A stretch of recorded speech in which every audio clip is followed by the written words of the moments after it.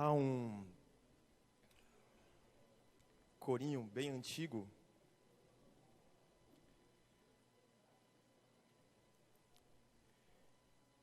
que diz assim: a começar em mim, quebra corações, para que sejamos todos um, como tu és em nós. Põe a mão no seu coração, vamos cantar isso mais uma vez.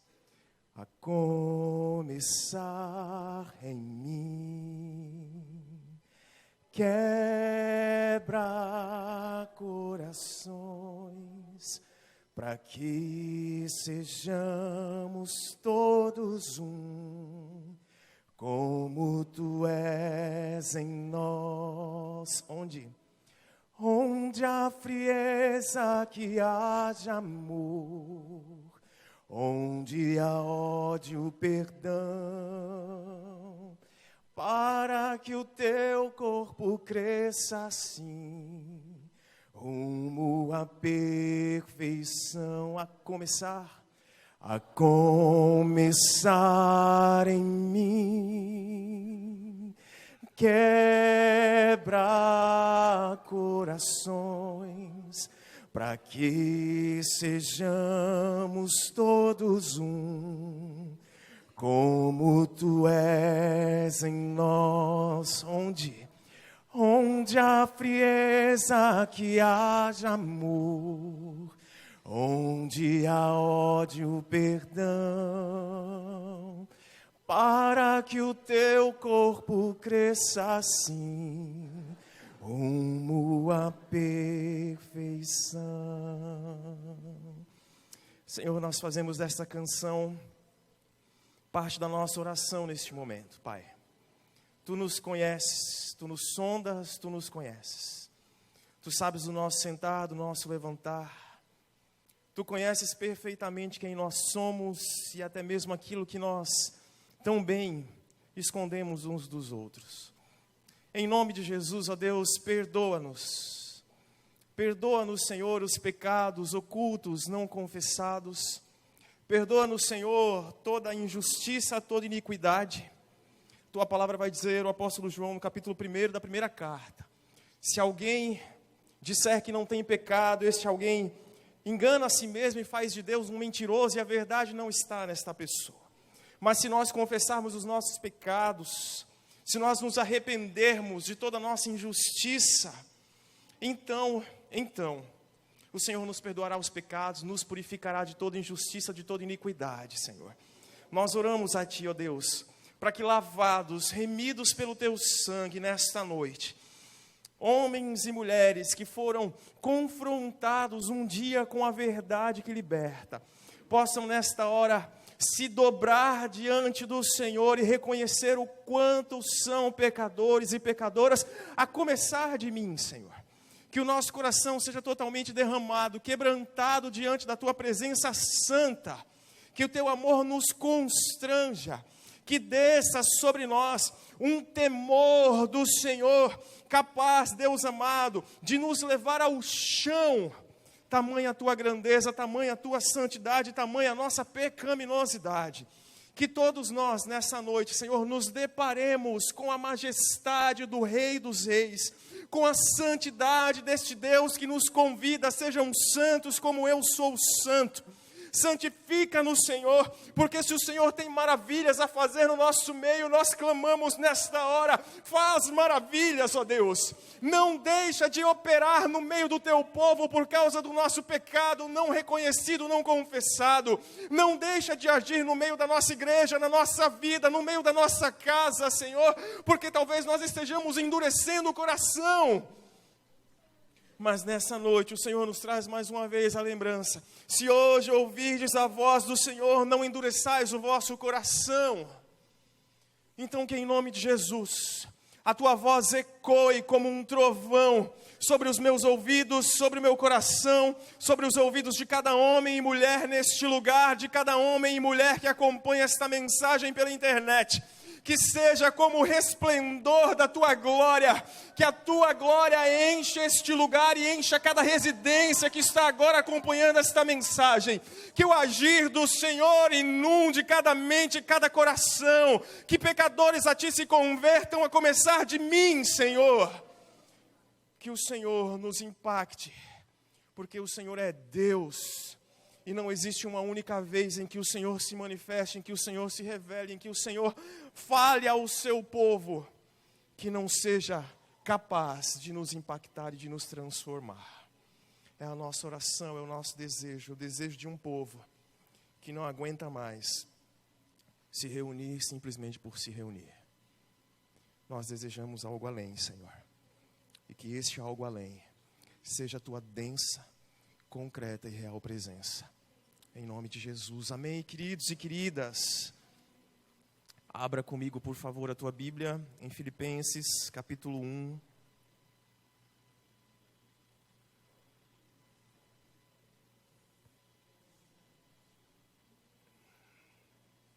Creio em Deus que nesta noite concluiremos o primeiro capítulo. Eu disse isso da última vez e não consegui, mas eu vim disposto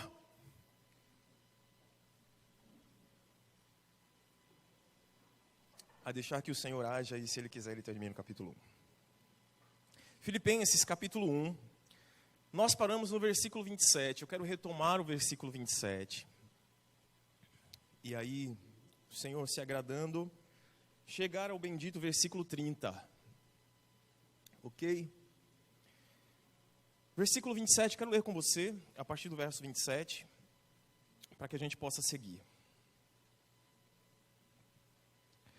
Não importa o que aconteça, exerçam a sua cidadania de maneira digna do Evangelho de Cristo, para que assim, quer eu vá e os veja, quer apenas ouça a seu respeito em minha ausência, fique eu sabendo que vocês permanecem firmes num só espírito, lutando unânimes pela fé evangélica, sem de forma alguma deixar-se intimidar por aqueles que se opõem a vocês. Para eles, isso é sinal de destruição, mas para vocês de salvação, e isso da parte de Deus. Pois a vocês foi dado o privilégio de não apenas crer em Cristo, mas também de sofrer por Ele, já que estão passando pelo mesmo combate que me viram enfrentar e agora ouvem que ainda enfrento. Palavras maravilhosas. Apenas retomando o raciocínio do versículo 27, porque a gente vai começar por ele, tentando concluí-lo. Domingo retrasado, compartilhava com vocês o encorajamento que o apóstolo Paulo está trazendo para este povo.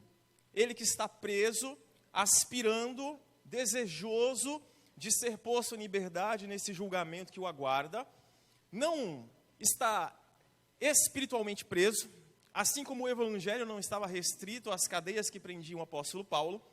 Lembre comigo, ele olhava por entre as grades, firmava os seus olhos na esperança que ele tem em Cristo Jesus, e esta esperança trazia para Paulo uma convicção de que, independente da sua soltura ou da sua condenação, ele continuaria a honrar e a glorificar o Senhor através do seu corpo. Então, quer na vida, quer na morte, o Senhor seria glorificado através do apóstolo Paulo.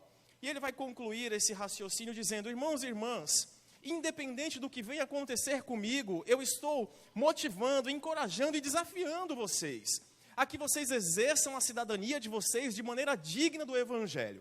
Na semana retrasada eu conversava com vocês dizendo, mais uma vez, assim como a gente já estudou em Efésios capítulo 4, o que Paulo tem em mente quando ele diz e ele desafia esse povo a exercer ou a viver de forma digna do Evangelho. Se você estava aqui, provavelmente você vai lembrar que o apóstolo Paulo tem em mente uma balança que precisa estar equilibrada. Os dois lados dessa balança precisam estar equilibrados, né? O viver digno é um viver compatível, em equilíbrio com o Evangelho de Cristo Jesus. E sendo o Evangelho o próprio Jesus, é como se o apóstolo Paulo estivesse dizendo para nós: De um lado dessa balança está Cristo, o modelo perfeito, aquele que deve ser imitado. Do outro lado dessa balança estamos nós, individualmente, porque se fosse como igreja seria mais fácil, né? A obediência de um supriria a desobediência do outro. A santificação que uma busca supriria uma vida talvez dissoluta de outra pessoa que não tem buscado tanto assim conviver e caminhar com o Senhor em obediência, em submissão, de forma digna. Mas Paulo não está falando simplesmente que todos nós estamos juntos nesta balança. Ele está dizendo que cada vez que nós nos damos conta disso, estamos, na verdade, particularmente, individualmente, sendo pesados com o Senhor. E a proposta de Paulo não é simplesmente mostrar o quanto, muitas vezes, a começar de mim, eu estou aquém do peso de Cristo. Porque, irmãs e irmãos, o peso de Cristo é sobremodo excelente. Então, alcançar essa estatura, essa condição de varão perfeito ou de varoa perfeita, é algo que somente o próprio Jesus pode nos auxiliar. E glória a Deus por isto. Mas também exige de nós empenho e dedicação. Então, Paulo está dizendo, olha, percebam o quanto Cristo é perfeito e o quanto vocês devem viver em conformidade com esse Deus perfeito que se fez homem, que conhece todas as nossas fraquezas, debilidades e que nos desafia a imitá-lo. Essa é a proposta do apóstolo Paulo. Ele vai falar sobre exercer essa cidadania, e eu comentei com vocês que Paulo apela, quando ele fala sobre cidadania, porque ele está falando com um povo, a um povo que é cidadão romano.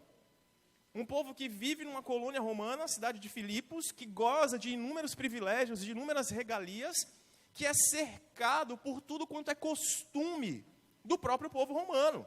Então, a linguagem, as roupas, as festas, a comida, tudo em torno daquele povo os fazia lembrar onde eles estavam, a quem eles pertenciam, a quem eles deveriam servir, a Roma. Isso ficava tão claro que em determinados momentos, esse povo começava a se gabar disso. Eles tinham orgulho, tinham prazer em fazer parte daquele lugar que tinha privilégios, que aos olhos de todo o restante do Império Romano, tinha privilégios, brilhava aos olhos do imperador.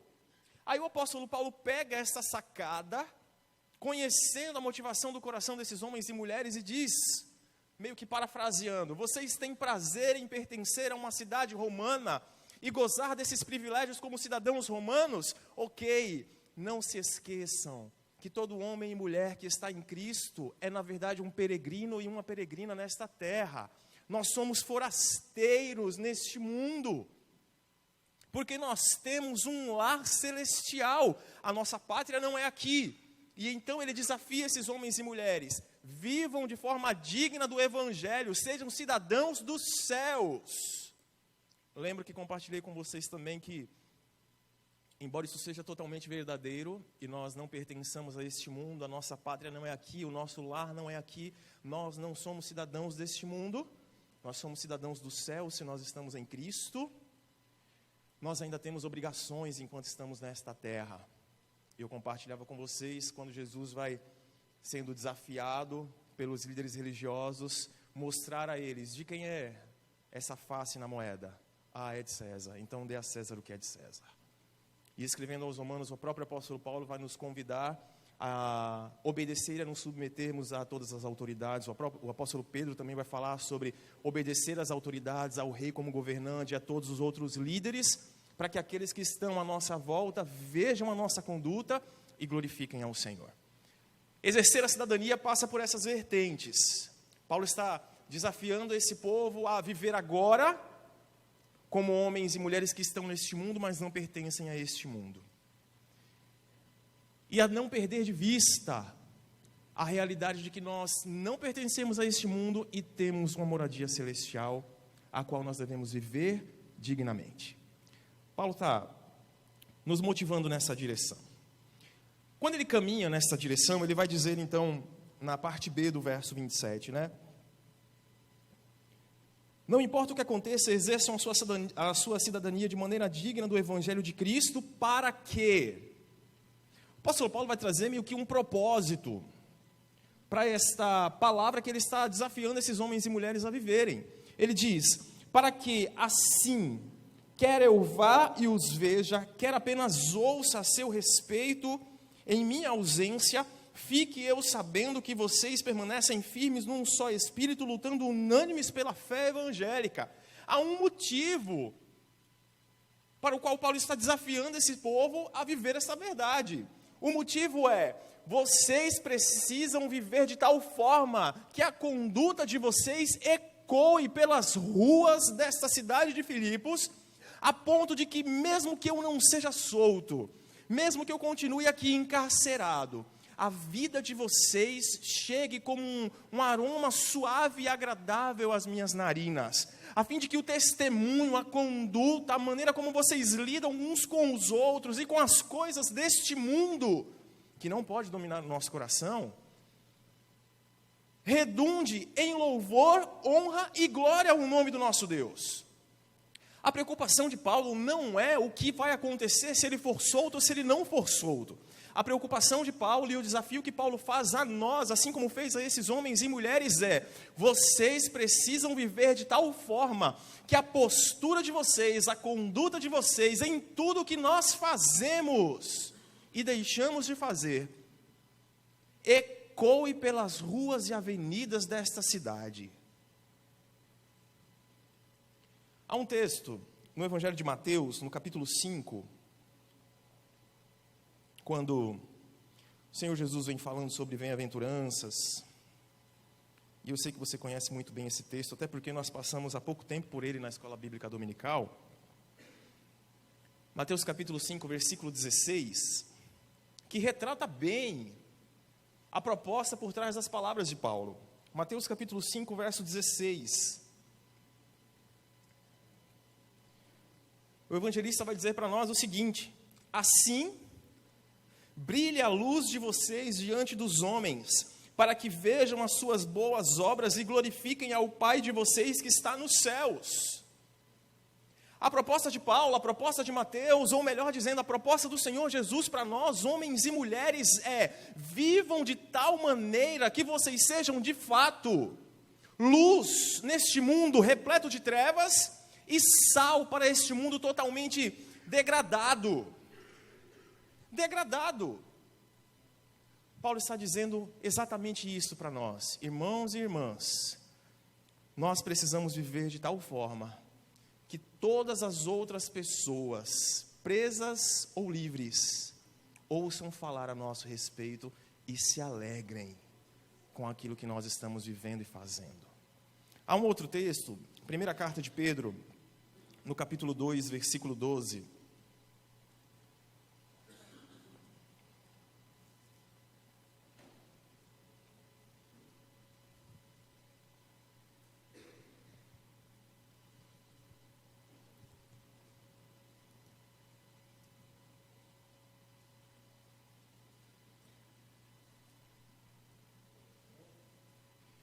Primeira carta de Pedro, capítulo 2, versículo 12. O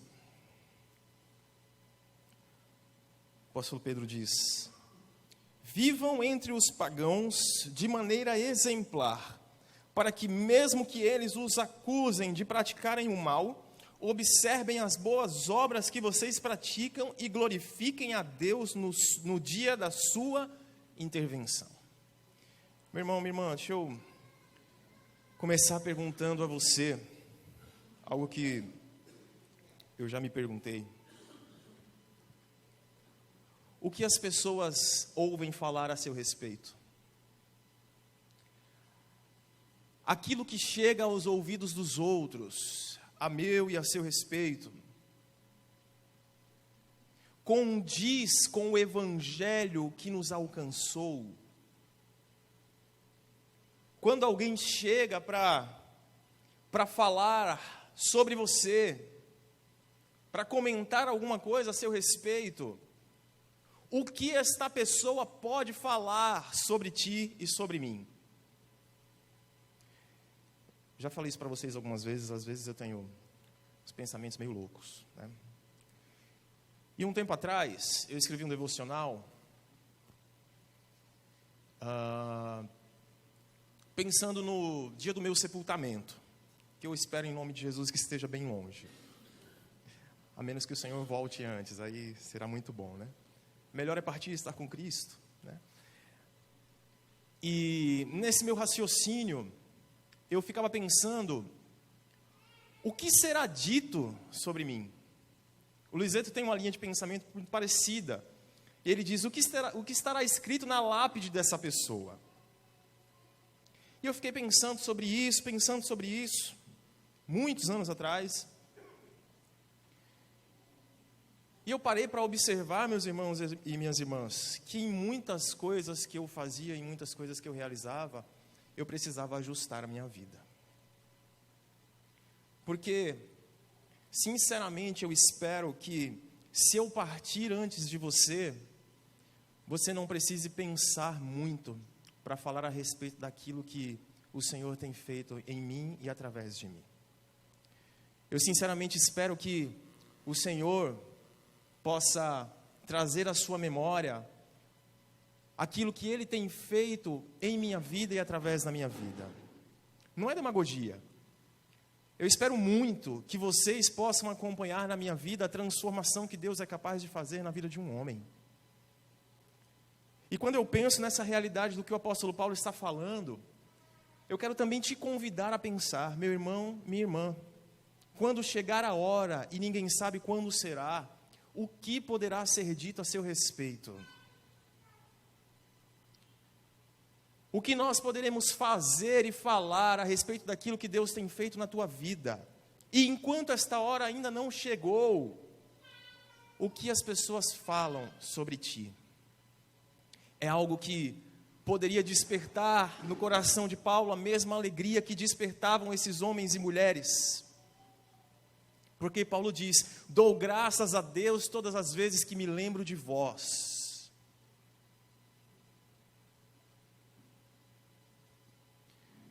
Eu não sei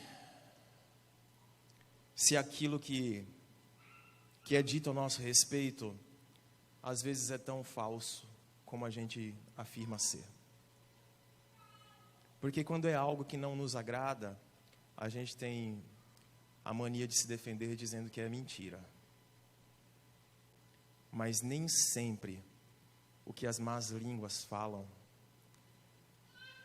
é tão mentiroso assim.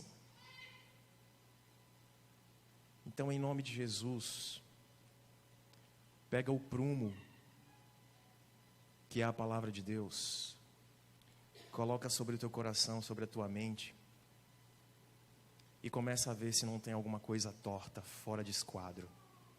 Porque se tiver, a gente precisa ajustar. Irmãos e irmãs, se nós formos um pouquinho sinceros, só um pouquinho, a gente vai admitir que sempre tem algo que precisa ser ajustado. Porque quando Cristo é o modelo, é basicamente impossível que não haja um caminho torto para que Ele ajuste. Senão Ele já teria nos recolhido.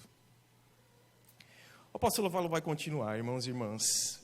Ele, voltando a Filipenses, ainda no verso 27, depois de falar sobre o propósito de viver de uma forma digna, equivalente ao Evangelho de Cristo, o propósito desta vida, ele diz, eu espero ficar sabendo, que seja pessoalmente ou ainda na minha ausência, que vocês permanecem firmes, num só espírito, lutando unânimes pela fé evangélica. Numa tradução um pouco mais literal desse texto grego, as palavras de Paulo são, eu espero que vocês permaneçam batalhando, que vocês não deixem de lutar pela fé evangélica.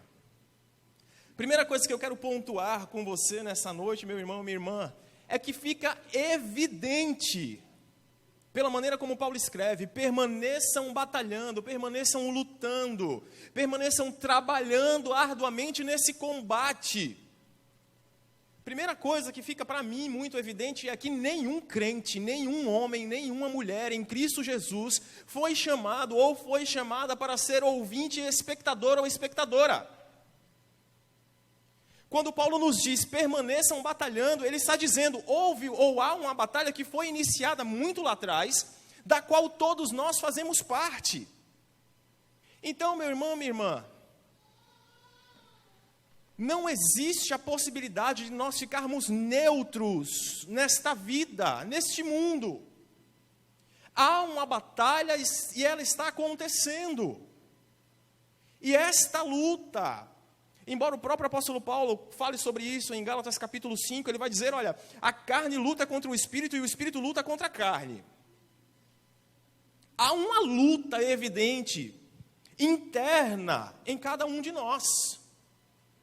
Escrevendo aos Efésios no capítulo 6, Paulo vai nos falar um pouco mais a respeito desta luta. E ele vai dizer, esta luta não é contra a carne, não é contra o sangue. Esta luta não é carnal, ela é espiritual, contra as hostes espirituais do mal, nas regiões celestiais. Há uma luta clara que as Escrituras nos apresentam. O que muitos de nós insistem em fazer é fazer de conta que essa luta não existe. E aí, infelizmente, são presas fáceis. São presas fáceis. Eu quero pensar um pouco com você a respeito dessa luta. Primeiro, nós precisamos ter em mente que, se esta luta não é carnal, se esta luta é espiritual, nós precisamos nos preparar espiritualmente. Quero ler com você o texto de Efésios, capítulo 6, do verso 10 ao verso 18.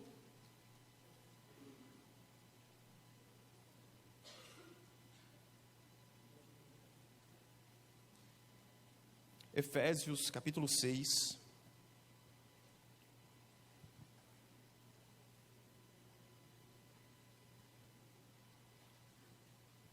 Do versículo 10 ao versículo 18.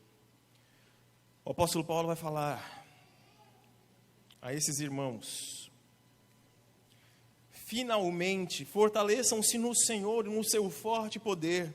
Vistam toda a armadura de Deus para poderem ficar firmes contra as ciladas do diabo, pois a nossa luta não é contra seres humanos, mas contra os poderes e autoridades, contra os dominadores deste mundo de trevas, contra as forças espirituais do mal nas regiões celestiais. Por isso, vistam toda a armadura de Deus para que possam resistir no dia mau e permanecer inabaláveis, depois de terem feito tudo. Assim, mantenham-se firmes, cingindo-se com o cinto da verdade, vestindo a couraça da justiça e tendo os pés calçados com a prontidão do evangelho da paz. Além disso, usem o escudo da fé, com o qual vocês poderão apagar todas as setas inflamadas do maligno. Usem o capacete da salvação e a espada do Espírito, que é a palavra de Deus. Orem no Espírito em todas as ocasiões, com toda a oração e súplica. Tendo isso em mente, estejam atentos e perseverem na oração por todos os santos. Irmãos e irmãs, este não é um conselho de Paulo. Paulo não está falando aleatoriamente com um povo, dizendo assim, olha, se você quiser, vista a armadura. Você que está me ouvindo nessa noite, você que está tendo acesso a essas palavras, o apóstolo Paulo não está colocando para você uma condição. Se quiser, beleza, se não quiser, não tem problema. São ordens claras. Paulo está falando no imperativo. Primeiro, ele começa falando para a gente, fortaleçam-se no Senhor e no seu forte poder. Versículo 11, ele dá uma ordem direta, vistam-se. Vistam-se. Há uma armadura, há uma proteção que é espiritual e que todo homem e mulher que pertence a Cristo Jesus deve utilizar. Às vezes a gente vai se perdendo nessa história de sou batista, sou aquilo lá, meus irmãos, minhas irmãs. Não é uma questão teológica, não é uma questão denominacional, é a palavra de Deus.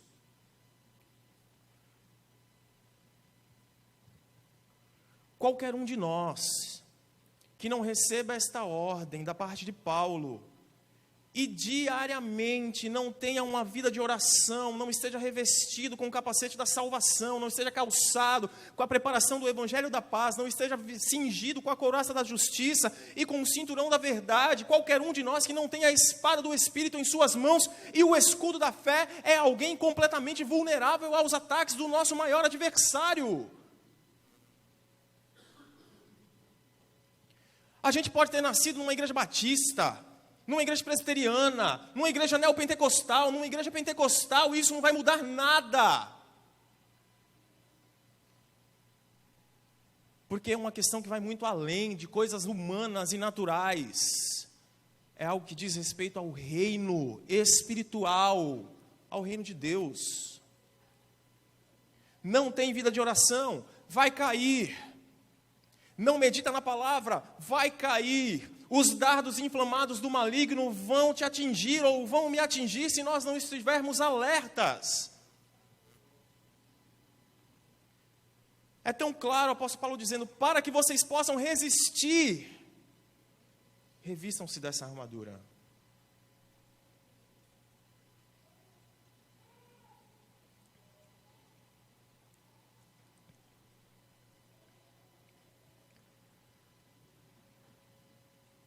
Quando a gente examina um pouquinho melhor esse texto, depois de Paulo dizer assim, olha, vistam-se, presta atenção, acorda, vista a armadura, ele enfatiza outra vez, e ele diz assim, olha, tomem esta armadura, peguem, como alguém que agora está enxergando alguma coisa que existe, que vai tomar a atitude de buscar este item, este utensílio, e colocar sobre si. O apóstolo Paulo impera mais uma vez, ordena mais uma vez, revistam-se. É como se ele estivesse dizendo para mim, ei, eu sei que se eu falar só uma vez, você vai achar que não precisa, deixa eu falar de novo. E dessa vez de uma forma ainda mais enfática. Infelizmente as nossas versões não apresentam isto. Mas é como se ele dissesse, estou falando para você, vista a armadura, você vai cair, você vai sucumbir porque ele não pega leve. Você não deu importância ainda? Acorda! E ele diz, pegue o que está diante de você, revista-se. Meu irmão, minha irmã, você pode não acreditar, porque tem gente que não acredita no mundo espiritual. Tem gente que não acredita. Mas esse mundo existe. E nós estamos em luta. Nós estamos no meio desta luta. Palavras de Paulo aos Filipenses, permaneçam batalhando. Palavras de Paulo em Efésios, revistam-se dessa armadura, fortaleçam-se na força do Senhor e no seu forte poder, porque o diabo, vosso adversário, ele vai atacar. O apóstolo Pedro, na sua primeira carta, capítulo 5, ele vai dizer, olha, fiquem alertas, vigiem, porque o diabo, vosso adversário, anda rugindo ao redor, como um leão, buscando a quem possa devorar ou tragar. Portanto, estejam alerta. Não quer acreditar, meu irmão, minha irmã? Não acredite. Mas ele vai devorar. Ele vai devorar.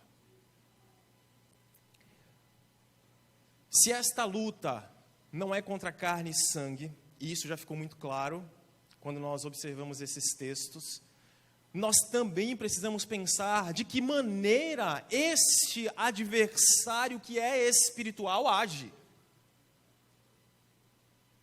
E é evidente, irmãos e irmãs, que embora ele também ataque espiritualmente com esses dardos inflamados, muitas vezes o diabo vai usar homens e mulheres. E perceba, isso está acontecendo na igreja de Filipos. Lembre comigo, Paulo tem pelo menos duas coisas sérias para lidar com este povo, embora seja uma carta totalmente carinhosa e amável. A primeira delas é a divisão, é a intriga, é a contenda que existe no meio desse povo. Tem homens e mulheres que não falam uns com os outros. São pessoas que conhecem a Cristo, que ouviram do Evangelho, que foram alcançadas por esse Evangelho remidor, transformador, mas que ainda não foram trabalhadas nesse coração, e que por isso continuam brigando e se dividindo. Paulo precisa chamar esse povo ao arrependimento e dizer assim: olha, ordeno a Evódia e a Síntique que voltem a se relacionar como irmãs na fé. Ele precisa trabalhar com esse povo e dizer assim: para de meninice, deixem de ser infantis, vivam de forma digna do Evangelho, que não separa, que une. E há um outro problema acontecendo no meio dessa igreja. Há alguns aqui que o apóstolo Paulo vai chamar de cães, de inimigos da cruz de Cristo. No próprio capítulo 1, o apóstolo Paulo vai falar sobre homens que estão pregando a Cristo por motivos egoístas, pensando que podem causar ainda mais mal a esse homem que está encarcerado. Então existem pessoas que estão aqui nesse momento, nesta carta, nesta igreja, sendo instrumentos de Satanás. Porque a nossa luta não é contra carne ou não é contra sangue, mas existe carne e sangue que é usada pelo diabo para trazer discórdia, contenda, divisão e heresia no meio da igreja de Deus. E Paulo precisa lidar com isso, e nós precisamos lidar com isso. Há uma luta que está acontecendo. Ou você quer dizer que nunca teve acesso, pelo menos nessa última semana, nesse último mês, a nenhuma heresia que tenta surgir num sofisma, de forma bem sutil, como algo que vem da parte de Deus?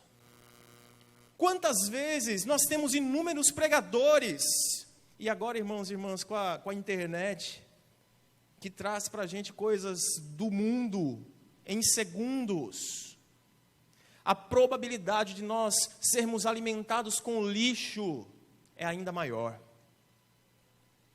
Porque qualquer um abre um canal no YouTube. Qualquer um pode fazer um curso de teologia ou nem precisa fazer curso de teologia. Qualquer um pode chegar para vocês, como eu estou falando com vocês nessa noite, e dizer assim: o texto diz isso. Perceba quão fácil é chegar nessa noite, nesse lugar, assim como muitos fazem, e dizer que o texto original não diz aquilo que nós estamos lendo nessa palavra. É fácil demais, irmãos e irmãs, porque se eu perguntar nessa noite, quantos aqui têm acesso ao texto grego e conseguem interpretá-lo? 2, 3, vão dizer que sim. E o restante não tem como investigar, fica refém do que o preletor, do que o pregador está falando.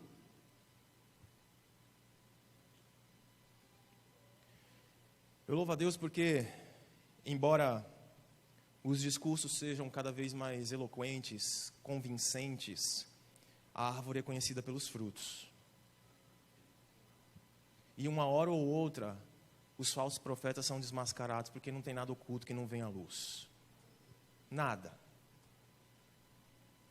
Irmãos e irmãs, nós estamos sendo bombardeados por heresias, por mentiras sutis, que parecem tão verdadeiras que passam despercebidas.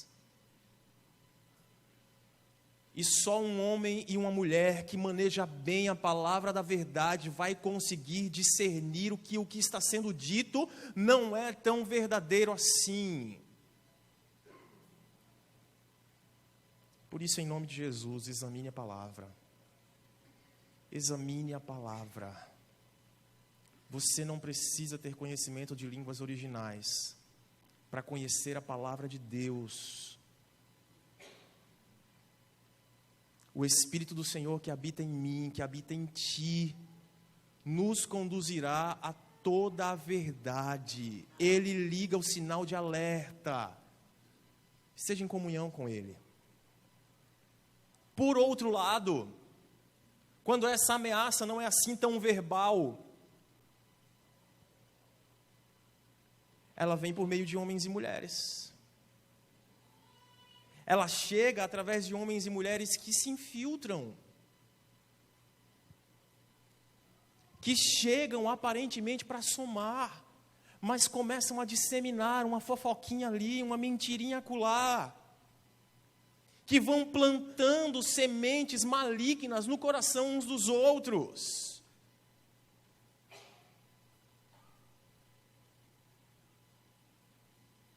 Paulo precisa lidar com essas coisas. Há um texto muito interessante no livro de Judas. Abra comigo, por favor.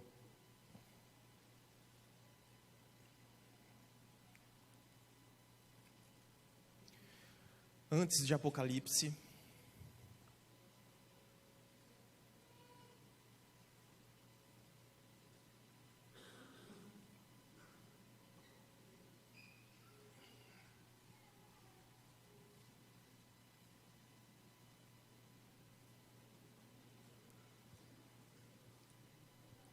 Judas, versos 3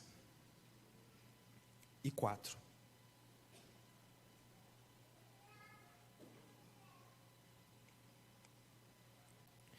Amados, embora estivesse muito ansioso por lhes escrever acerca da salvação que compartilhamos, senti que era necessário escrever-lhes insistindo que batalhassem pela fé de uma vez por todas, confiada aos santos.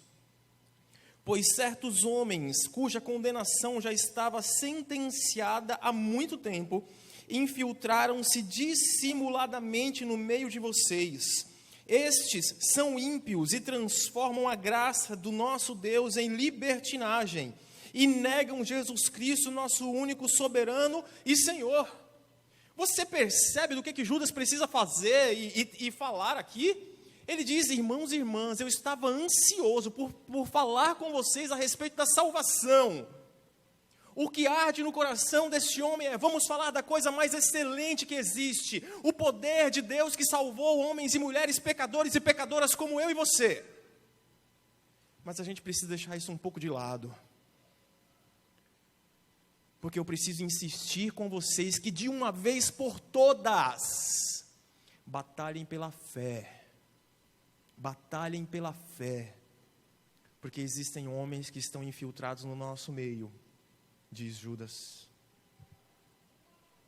Estão distorcendo a verdade, tentando levar alguns pelo caminho da perdição, negando a Jesus Cristo, Senhor e Salvador. Tem momentos que, por mais que o nosso desejo seja falar de coisas mais excelentes, a gente precisa parar e dizer assim: irmãos e irmãs, nós estamos numa batalha. E todos nós precisamos nos alertar para a realidade desta batalha. Nós precisamos acordar para a necessidade de batalhar pela fé evangélica.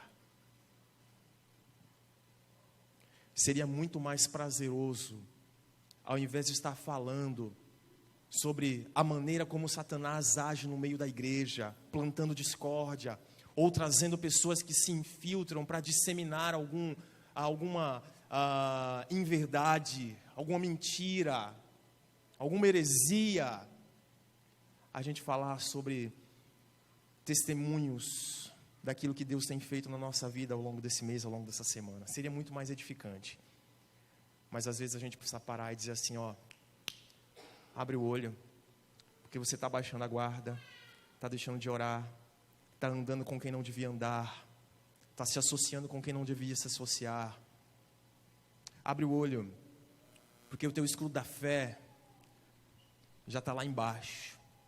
Abre o olho, porque a couraça da justiça já não está cingindo mais o teu lombo, porque talvez você já não tenha confiado mais na justiça divina e esteja se achando capaz de se auto-justificar. Abre o olho, porque a espada do Espírito já não está mais na tua mão. E se está, talvez você já não saiba como usar, porque não tem relacionamento com esse Deus Espírito Santo. Nós estamos lutando, queridos e queridas, queiramos ou não. nós estamos no meio dessa batalha. Eu quero deixar claro para vocês que nós lutamos pela fé evangélica não quando nós nos metemos em discussões inúteis. Nós lutamos pela fé evangélica não quando nós nos envolvemos em embates teológicos, que não acrescenta nada. Nós lutamos pela fé evangélica dentro desse contexto de Paulo aos Filipenses, quando nós vivemos de forma condizente com o Evangelho. Lutamos pela fé do Evangelho quando a nossa vida é uma vida de obediência, uma vida reta, uma vida íntegra. Nós lutamos por essa fé evangélica quando nós defendemos os princípios do Evangelho contra falsos ensinamentos, de quem quer que seja. Paulo está nos desafiando a colocar a fé acima dos nossos próprios interesses. Ele vai continuar, e ele vai nos dizer: vocês permanecem firmes num só espírito, lutando unânimes pela fé evangélica. De forma um pouco mais simples, Paulo está dizendo: eu quero ouvir falar, ainda que eu não possa vê-los pessoalmente. Eu quero ouvir falar que vocês permanecem lutando pela fé, mas não como pessoas que lutam sozinhas. Ele diz que vocês lutem juntos, que vocês lutem unidos pelo Evangelho de Cristo Jesus. A gente está caminhando numa direção que nos alerta para a realidade desta batalha que está sendo travada.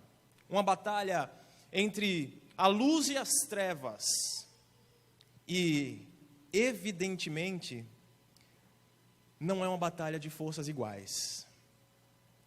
Evidentemente, a luz brilha nas trevas. E as trevas não podem deter. Jamais poderão. Mas há uma batalha. E a proposta de Paulo para mim e para você é: lutemos juntos esta luta que está acontecendo. Existem pessoas, seja por orgulho, seja por ignorância, que insistem em travar as suas lutas sozinhos. Existem muitos homens e mulheres de Deus que naufragam, que esmorecem, porque insistem em viver isoladamente. O apelo de Paulo para esta igreja e para nós, irmãos e irmãs, é: lutem uns com os outros contra este inimigo que é espiritual. Não é lutem uns contra os outros, é lutem juntos por esta mesma causa. É como se Paulo estivesse dizendo a Evódia e a Sintique: parem de lutar entre si, unam-se e lutem contra esse adversário, ou contra aqueles que estão infiltrados na igreja, ensinando mentiras. Há um texto em Eclesiastes, capítulo 4, versículo 12.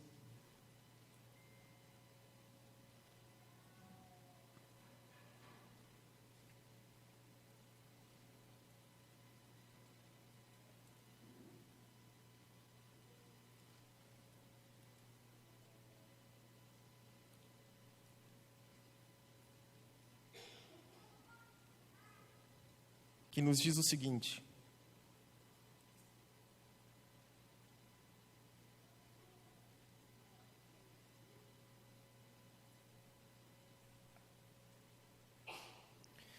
um homem sozinho pode ser vencido, mas dois conseguem defender-se. Um cordão de 3 dobras não se rompe com facilidade. Meu irmão, minha irmã, sozinho, isolado, ninguém é capaz. Conhece esse corinho?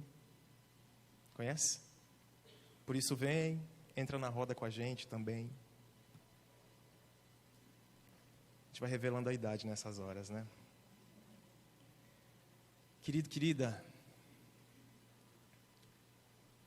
não insista em travar essa luta sozinho. Meu irmão, minha irmã, não insista em batalhar sozinho ou sozinha. Perceba que quando nós estamos sós, nós estamos muito mais vulneráveis.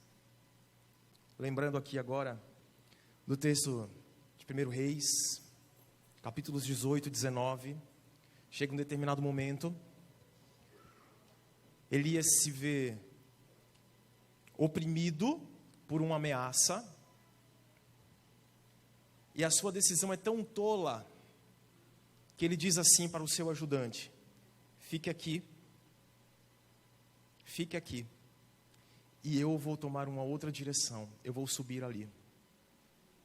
E quando Elias se coloca só, não numa solitude de quem vai parar para buscar a Deus e orar e se fortalecer no Senhor, o que todos nós precisamos, mas quando Elias decide curtir, muito entre aspas, aquele momento melancólico, depressivo, o que paira sobre o seu coração é: Senhor, tira a minha vida, dá cabo de mim, acabou, só sobrou eu, não tem mais ninguém, eu não aguento mais.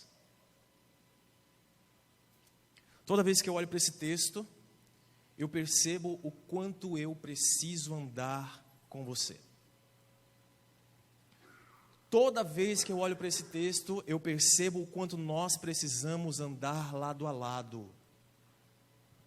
Porque quando nós estamos sós, nós estamos vulneráveis.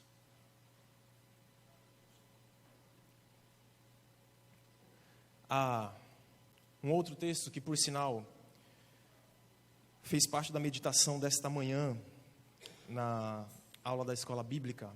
Ele está em Mateus capítulo 12.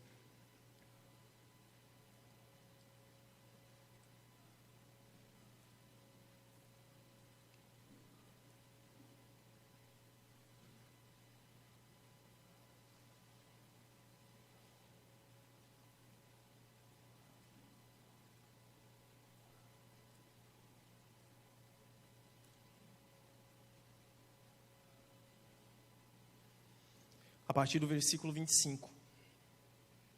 Antes que nós o leiamos, quero pensar com você numa estratégia que tem sido adotada anos e anos e anos a fio. É algo chamado dividir para conquistar. Já ouviu falar sobre isso? Né? Maquiavel fala sobre essa estratégia no seu livro chamado O Príncipe. Júlio César, parte do Império Romano, usou essa mesma estratégia na guerra contra os gauleses. Os Estados Unidos usaram essa mesma estratégia na Guerra Fria e também na guerra contra o Iraque. Fazia parte da estratégia dos Estados Unidos criar duas rádios que ficavam disseminando ideias aleatórias. Algo muito parecido com o que Paulo fez uma determinada vez, quando ele, sufocado pelos líderes religiosos, percebeu que existiam dois partidos que estavam ali acusando e basicamente levando à morte. Eles estavam planejando matá-lo. O que Paulo faz é falar a respeito da ressurreição. Paulo é esperto demais, gente. E aí Paulo lança a ideia da ressurreição porque ele sabia que embora um partido cresce, o outro não cria. E quando ele lança essa ideia no meio daquele povo que estava ali prestes a devorá-lo, eles desviam a sua atenção e se voltam um contra o outro. e a ira sobre a vida de Paulo é aplacada. Os Estados Unidos ficavam disseminando ideias, porque eles sabiam que mesmo no Iraque, existiam opiniões divergentes a respeito do mesmo assunto. Então uma rádio falava a respeito de um grupo, naquilo que aquele grupo cria, e a outra rádio falava a respeito do que o outro grupo cria. Sabe para quê? Para que eles ficassem divididos entre si, e não pudessem unidos prevalecer contra as investidas dos Estados Unidos. Quando nós pensamos nisto, irmãos e irmãs, e nós trazemos para o contexto, para a realidade que Paulo está falando a essa igreja de Filipos, ele está falando a mesma coisa comigo e com você também nessa noite. Evódia, Sintique, João, Pedro, Maria, Red, presta atenção no que o diabo tem feito, e às vezes até equipado homens e mulheres a fazer a mesma coisa. Ele tem levantado no meio de um grupo, no meio de um todo, pessoas que se partidarizam, pessoas que se dividem, por opiniões divergentes, por questões um pouco diferentes, nós acabamos lutando entre nós. Estratégia de Satanás. Para enfraquecer o todo, ele divide, esquarteja e depois assassina.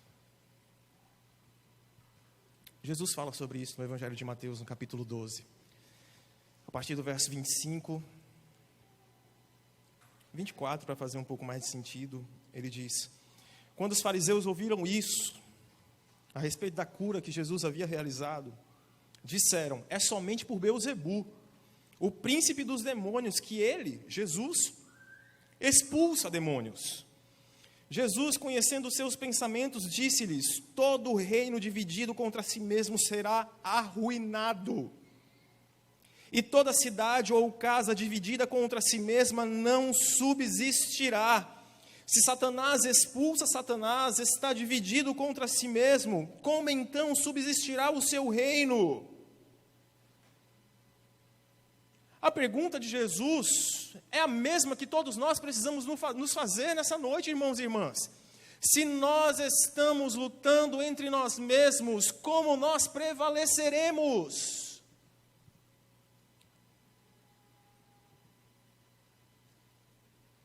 A gente engata firme num discurso de que as portas do inferno não prevalecerão contra a igreja do Senhor. Mas a gente está perdendo tempo lutando uns contra os outros. E as portas nem de longe estão sendo atacadas. Nós incendiamos os nossos próprios acampamentos. Nós ateamos fogo nos nossos próprios soldados. Os tiros, amigos, fazem parte da nossa conduta diária. Quando nós temos aqui, nessa noite, nesse lugar, homens e mulheres que estão sem se relacionar, porque divergem em algum assunto, que nunca, jamais, será maior do que o Evangelho ou do que a fé evangélica que Paulo nos conclama a batalhar por ela.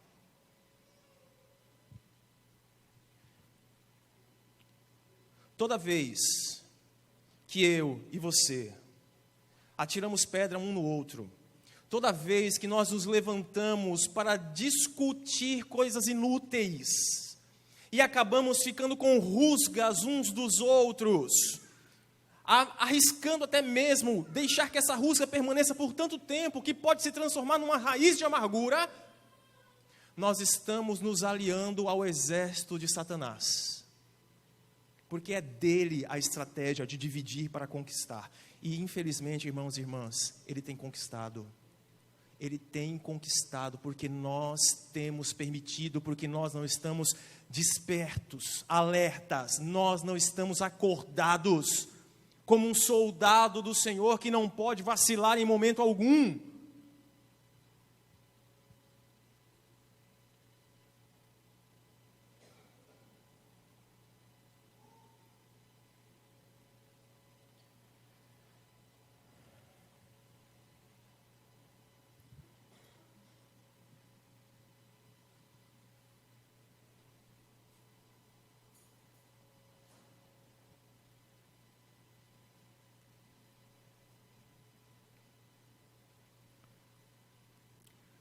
Paulo não encerra aqui a sua palavra, né?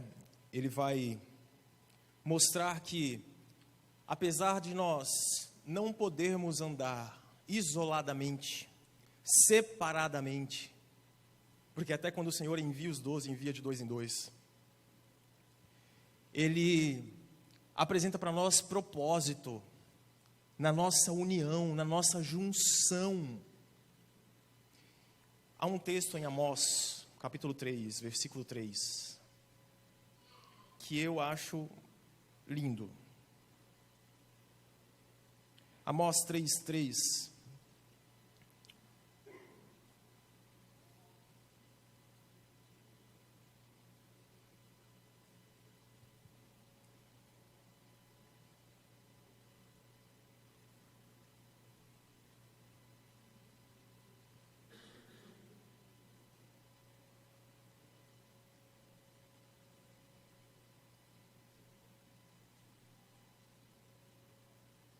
Diz assim: duas pessoas não andarão juntas se não estiverem de acordo. Eu acho sensacional. Simples. Querido irmão, querida irmã, nós jamais caminharemos juntos se nós não estivermos de acordo. Se nós não pensarmos da mesma maneira, se nós não tivermos a mesma motivação, se não houver algo que nos una, nós jamais andaremos juntos. Porque é o que a palavra de Deus nos apresenta como um jugo desigual. Em determinado momento você vai querer tomar uma direção e eu vou querer tomar outra. E aí nenhum dos dois vai a lugar nenhum. Amós está falando, não dá para andar junto se nós não estivermos de acordo. Paulo apresenta uma proposta muito semelhante. Ele vai dizer o seguinte: fique eu sabendo que vocês permanecem firmes num só espírito, lutando unânimes pela fé evangélica. Unânimes. Meu irmão, minha irmã, isto é algo impossível de acontecer se não for pela ação de Deus. Toda vez que eu penso na igreja, que eu penso em mim, que eu penso em você, eu me dou conta de que se não fosse neste lugar chamado igreja, pode até mudar o endereço, mas se não fosse na igreja, dificilmente nós nos reuniríamos em outro lugar. Irmãos e irmãs, Deus tem a capacidade de fazer com que pessoas como nós, tão divergentes, tão diferentes, possamos conviver harmoniosamente nesse lugar. Queridos e queridas, isso é obra de Deus. Só Deus pode fazer isso acontecer. Só Ele pode pegar essa arca de Noé, me desculpe a ilustração. Mas só Ele pode pegar essa grande arca e colocar dentro dela pessoas como eu, para conviver com pessoas como vocês. E vice-versa. Porque são tantas diferenças que tinha tudo para a arca naufragar. Tinha tudo para afundar. A igreja tinha tudo para não dar certo. Onde já se viu corintiano convivendo com palmeirense, com santista, com São Paulino, gente. Harmoniosamente. Quem é de esquerda convivendo com quem é de direita. Harmoniosamente. Irmãos, isso é coisa de Deus. E é por isso que permanece de pé. É por isso que não afunda. Tem um texto em Atos, capítulo 4, verso 32.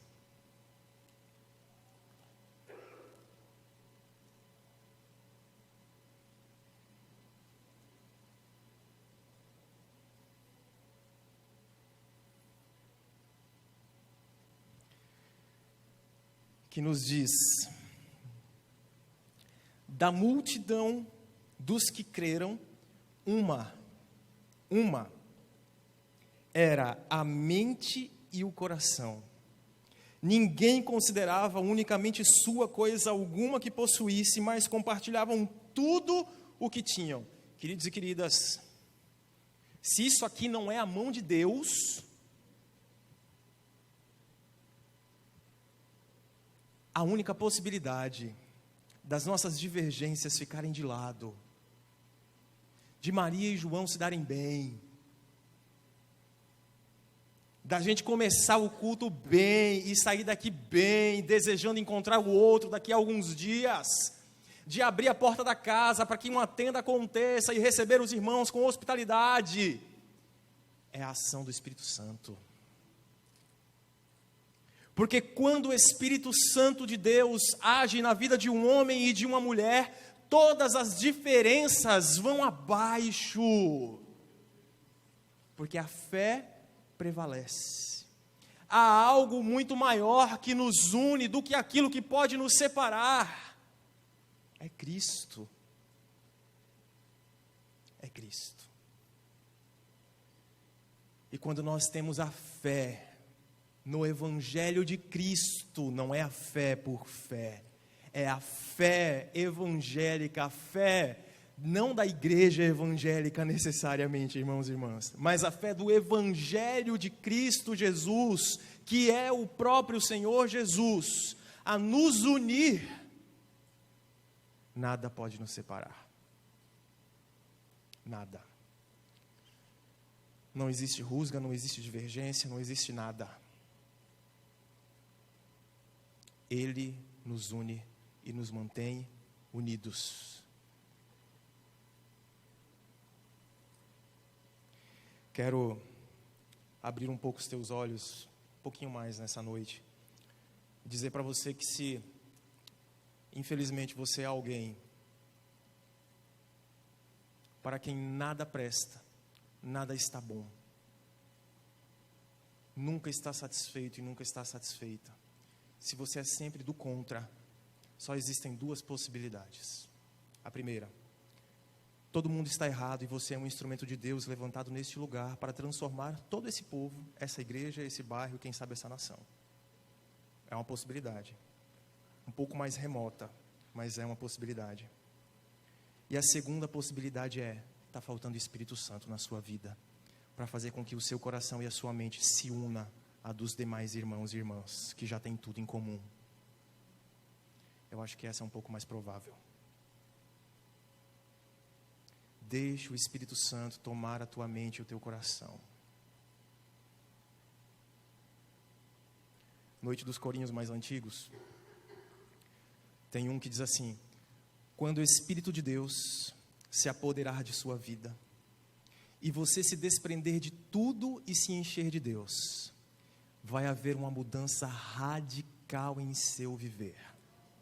Abra a porta, deixe entrar e seja envolvido e envolvida pelo poder do Espírito de Deus. Ele vai fazer com que o seu coração e a sua mente se una, e nós vamos deixar de ser vários espalhados, lutando entre si, e passaremos a agir como um só exército, que luta unânime pela fé evangélica. Caminhando para o final, direção de Paulo para nós, versículo 28, sem de forma alguma deixar-se intimidar por aqueles que se opõem a vocês, parte A do verso 28. Infelizmente, nessa noite a gente precisa falar um pouco sobre aquilo que o diabo faz, né? Infelizmente. E se tem mais uma coisa característica da sua atitude, é amedrontar. Uma pessoa refém de Satanás, escrava do diabo, quando começa a ter acesso ao Evangelho, uma das primeiras armas do diabo é trazer medo. Ele tenta manter esta vida aprisionada através do medo.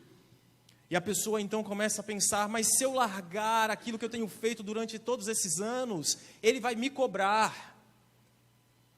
Fulaninha de tal, a mãe daquilo que dizem que é santo e que não é, disse para mim que se eu não continuar a fazer esse trabalho, se eu não continuar a viver essa vida que eu tenho vivido, ele vai me matar. Vocês conhecem histórias assim? Porque eu conheço.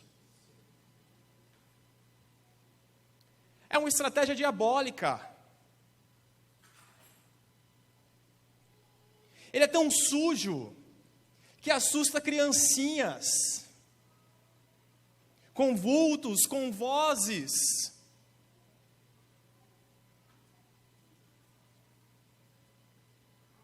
Ele é tão sujo que, como nós lemos em 1 Pedro capítulo 5, versículo 8, ele fica rugindo, tentando se fazer passar por um leão.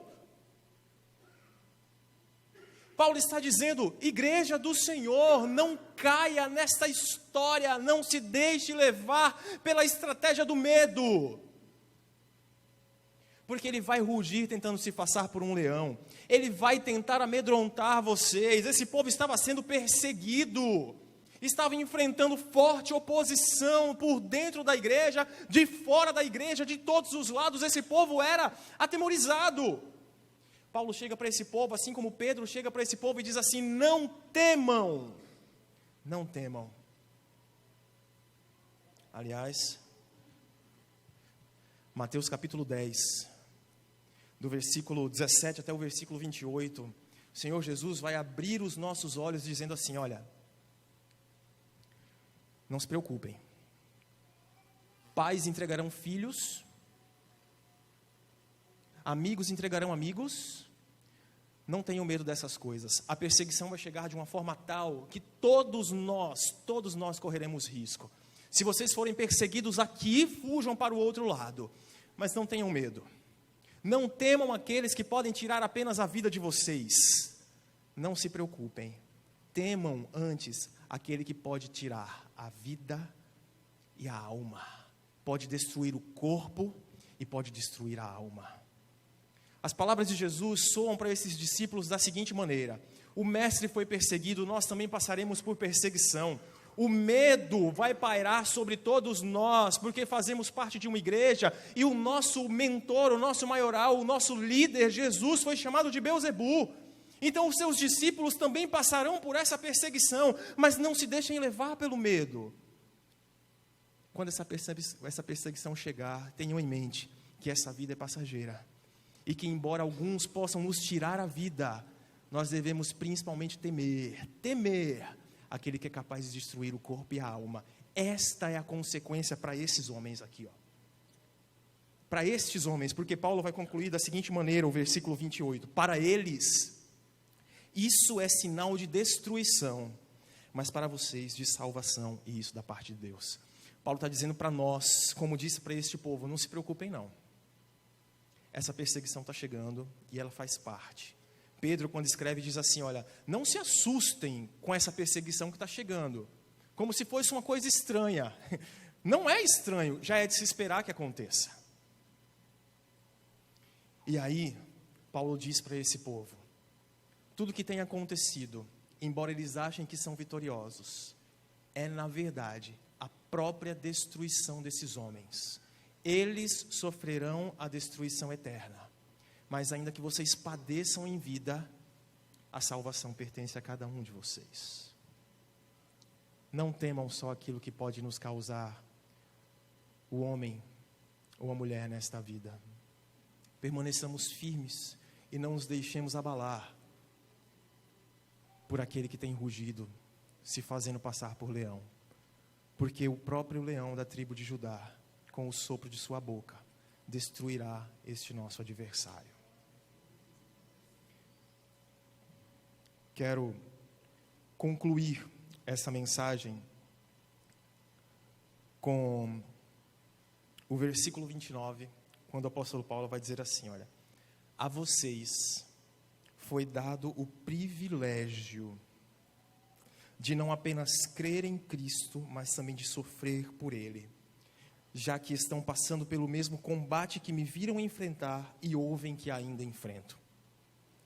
Verso 29, Paulo diz assim, num tapa na cara da teologia da prosperidade. Ele diz: é uma bênção da parte de Deus. É um privilégio para o cristão. Primeiro, crer.